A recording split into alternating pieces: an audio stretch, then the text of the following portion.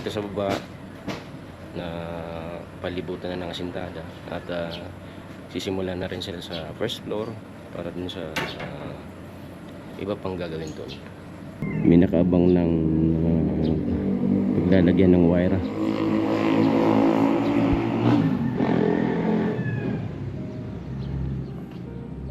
Maganda na yung takbo ng negosyo ngayon.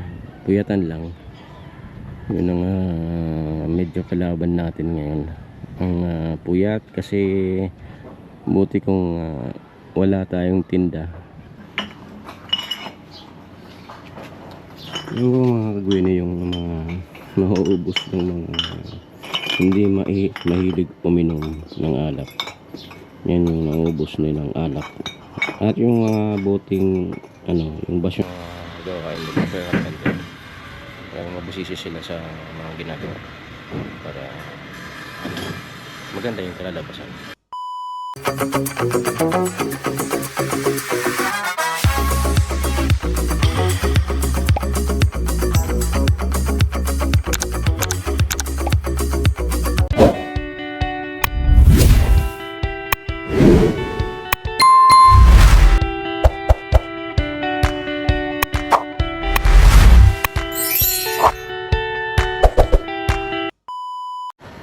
Gwini at as usual puyat na naman kami. Mag-alas stress na naman tapos yung tinda namin at yung tulog mag-pupuraim na. Medyo napasarap yung tulog, alas 6 na nagising, kaya medyo na kung sa amin ay tanghali na yun para dun sa tinda dun sa kabilang kalsada, pero nakapagluto pa rin ako. Medyo binawasan ko lang yung yung luto namin. Sopas ay hindi ko naluto kasi may din katagalan pag linuluto yun. Yung mga madali lang lutuin, yun ang luto kanina. Tapos na ngayong paninda ni ate mama. Maghuhugas na siya dun sa kabilang bahay. Ayun nga po mga gwena, patuloy na nagtatrabaho. Tinatrabaho nila kay Carpenter itong project sa harap ng bahay ni Gwen. Marami na nga yung nababago dito sa baba na palibutan na ng asintada at sisimulan na rin sila sa first floor para din sa iba pang gagawin doon. Yan, napasyalan po natin sila kung ano na yung susunod gagawin nila.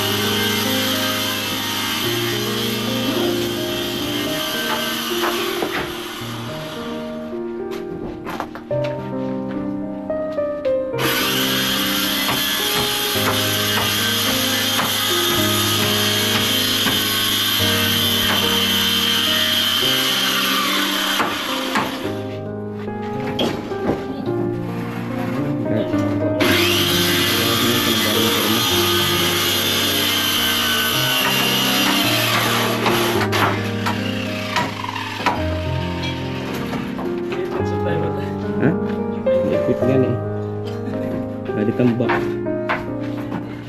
Di pwede yung bulutan. Ya babaw. Di man naipit maray. Di man naipit maray. Ada mo aba. Napasang di sa ada paril. Ada.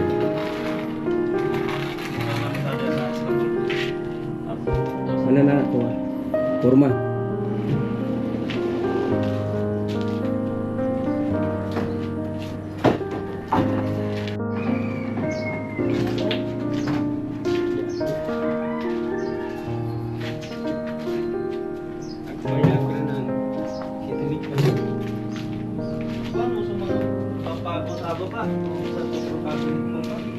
Pagto mga online medyo ganyan. Bago. Ito ay tabi mo? Oo.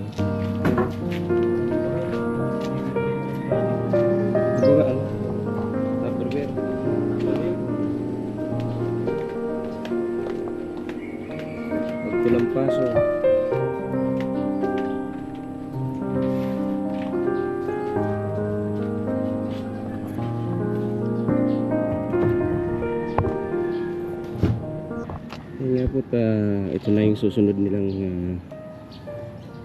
gagawan ng forma sa taas. Mga poste na iilaw kasi alata naman kasi may nakaabang ng paglalagyan ng wire.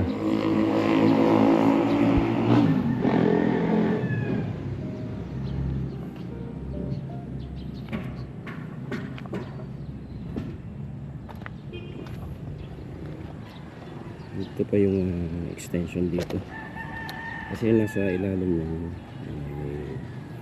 gagawin dyan. Yan po yung abangan natin mga Gwen, ano talaga yung gagawin dito. Basta ito gagawin na ito ng forma ng mga bakal at bubuhusan nila pagkatapos. Yan, tanaw nga dito yung mga bilhin na ano to, contest yan hanggang dun sa Santiago sa loob ng ngayong December, ngayong buwan ng December, the whole month. Yan, i-judge yan yun kung ano yung schedule nila at malaki yung premium niyan. Sabi nila nasa 40,000 daw. Sabi lang, ewan kung totoo yun.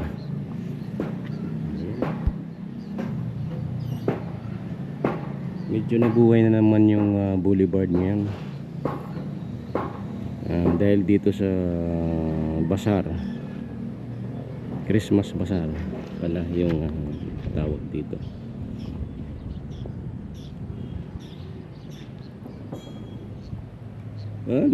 Maliwalas pa rin yung panahon na yan kasi malayo pa naman yung nagbabadyang sama ng panahon at nasa labas pa siya ng par, kaya kung umuulan man umambon ay hindi dala ng low pressure kundi dala ng northeast monsoon or hanging amihan.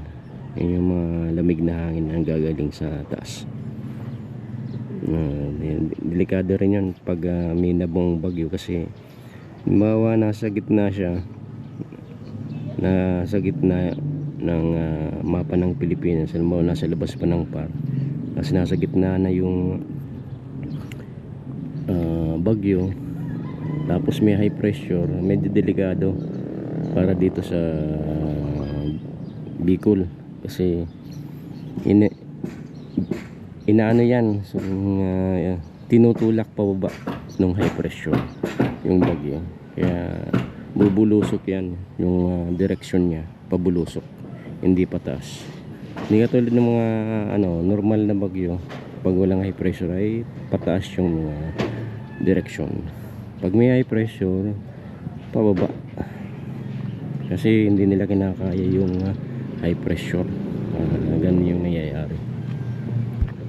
Ayan, wala nang tubig dito sa sa palibot namin, pero lang dun sa dito dun sa unahan kasi masyadong mababang parte yan, kaya hanggang ngayon may tubig pa.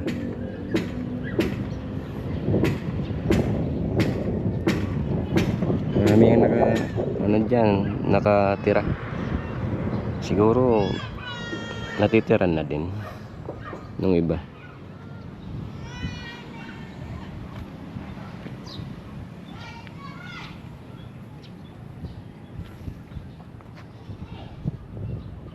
Medyo maganda na yung takbo ng negosyo ngayon. Puyatan lang. Yun ang medyo kalaban natin ngayon. Ang puyat kasi buti kung wala tayong tinda sa umaga. Okay lang na ganun yung oras na natatapos sa pagtitinda. Pero kung ganyan na magluluto pa ako kinaumagahan ay talagang yun, mahirap, pero kakayanin kasi kailangan. Ganda ng araw ngayon, magandang araw.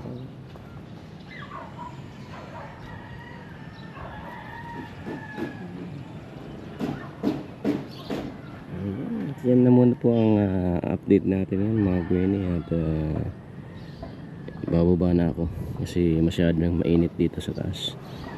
Ayan. At susunod na update, abangan nyo mga Gwenny kung ano na yung mangyayari dito sa patuloy na paggawa sa mga project sa harap ng bahay ni Gwen.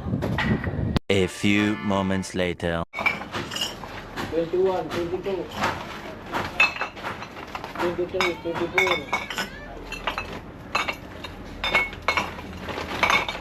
25, 26, 27, 28, 29, o 30 na muna ba? Maraya para inom ano? Para inom. Tunay sa para inom. Amo di ko Sabado. Nagtatalis na kaya anak.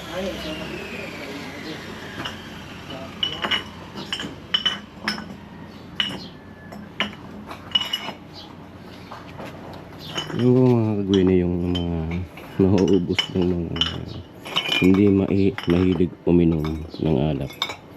Yan yung nauubos nilang alak. At yung mga boting yung basyo ng bote ay iniipon ni ate mama para ipagbili. Ano din yan, piso isa. Kadagdag ko sa pera. Yes, Kaya din naman. Kisa naman mabasag lang dun sa taas. basura. Diba? Minsan tinatapon ng mga bata, binabasag. Tagkab ko, MP. Kabanga pa.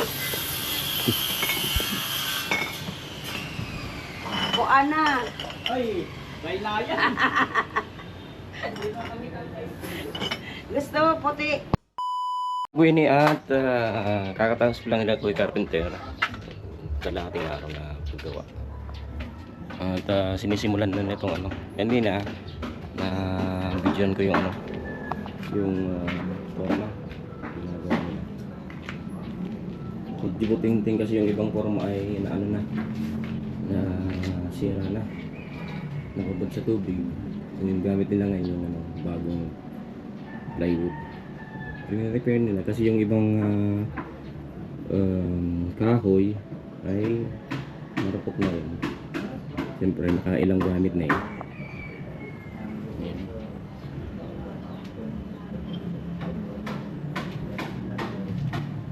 Gusto na dito. At stand din dito.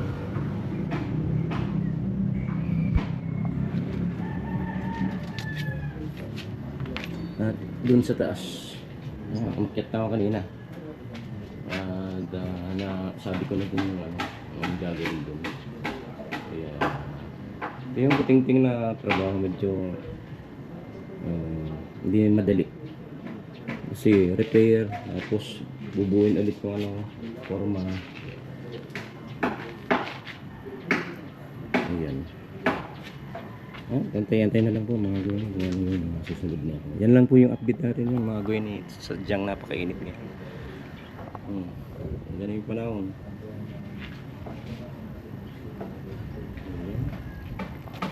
At abang-abang na lang po. Hanggang susunod na update. Gandang araw. A few moments later. Yung nga mga Gwen. Dito na sila kay Carpenter. Dito sa kalahating araw ulit na hapon na trabaho at kasalukuyan na silang may ginagawa sa taas yung forma kinakabit nila ito.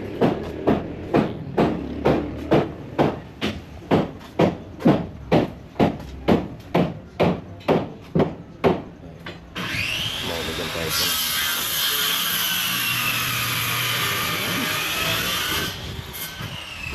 Tingnan natin kung ano ginagawa nila.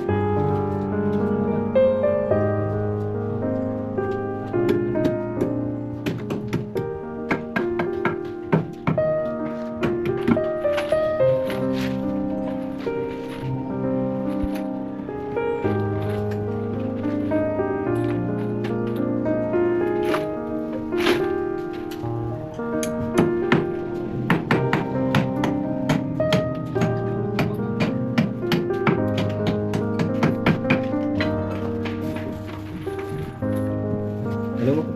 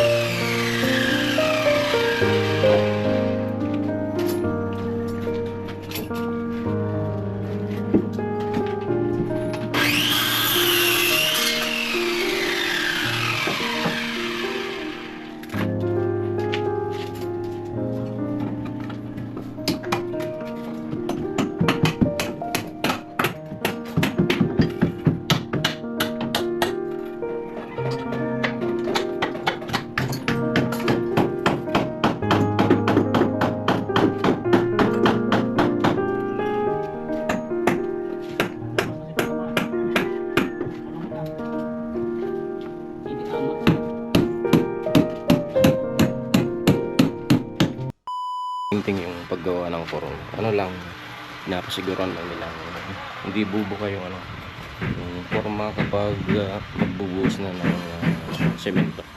Ayun. Talagang yun ang gawain nila. Kaya mabusisi sila sa mga ginagawa para maganda yung kalalabasan. Ayun po. At baka na lang bumagawin kung mga susunod na nangyayari. At madadagdag pa rin sa mga ginagawa nila Kuya Carpenter.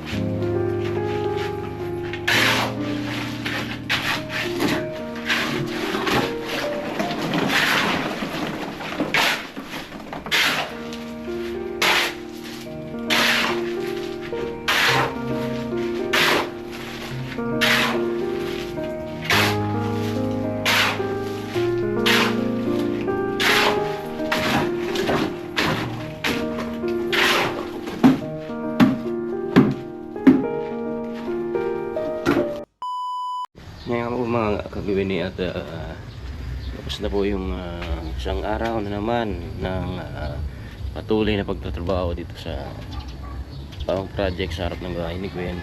At nabuhusan na nga nila kay carpenter yung dalawang post dito sa gilid. Ayan.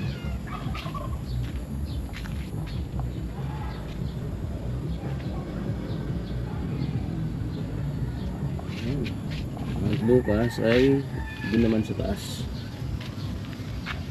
Doon naman sa taas sila magpapatuloy ng trabaho. Focus ka muna sila. Ayan. Hapon na po mga gawin at maya maya lang ay mag-aayos na ako nitong tindahan para mamaya gawat na lang kailangan gamitin yung may titinda para mamaya meron ng mga tao unti-unti may nangyasal na ito naman ang update natin mga kabini sa patuloy na paggawa sa project sa harap ng bahay ni Gwen. Yan, hanggang sa muli.